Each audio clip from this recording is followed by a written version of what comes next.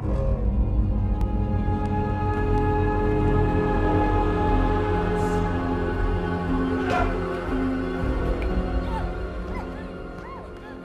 Jessica Jeffries. I'm a casting director and first AD for motion capture.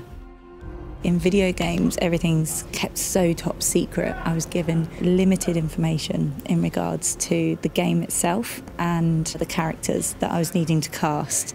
What's interesting is I come at it from a very specific character description, whereas the director and producers, etc., they all have a voice in their head from the voice actors that have already done the character performance.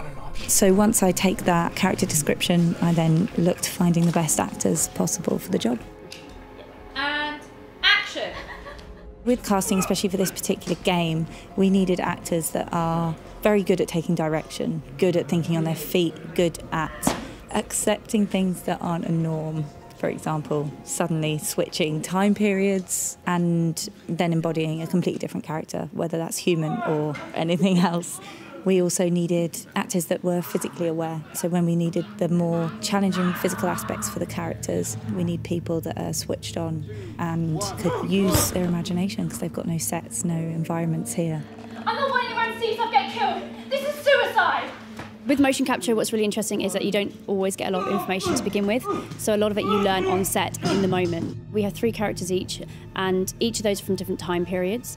So it's just really important to be focused and really alive and in the moment, and you kind of take what you can with what the producers and the directors tell you about the characters, and then you've just got to jump in and give it all you've got.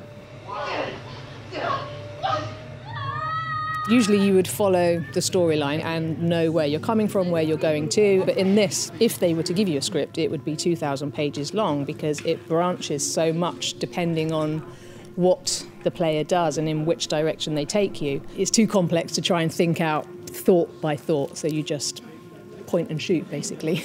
And action! We read the script, so we have a general idea of what we've got, and then they play the previs, which is on the big screen at the back. You get a sense of the environment, and then they mark out things on the stage as well. So you've got to manoeuvre yourself through these obstacles that aren't really there.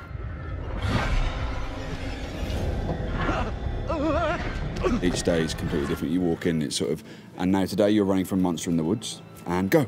So you just have to run away from a monster in the woods and just be at the mercy of the direction and just trust that they know exactly the data that they've got so that they can make the performance from the base that you give them. Daniel? You okay? Say something! It's quite different to traditional acting because it's more about being spontaneous in the moment. So it's familiarising yourself with the relationship between the characters and the backstory and where they've just come from into the scene. And then when they feed you the lines, just improving the scene, what feels most real to the moment then and there.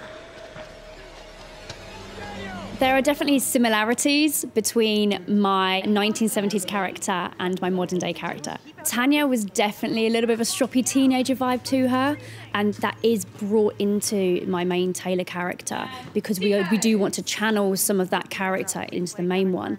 And it's making sure that we pick the bits out that we want to keep, then also give Taylor a strength as well, so she's not just running around being stroppy and moody all the time. It's that idea that she has a strong character behind her.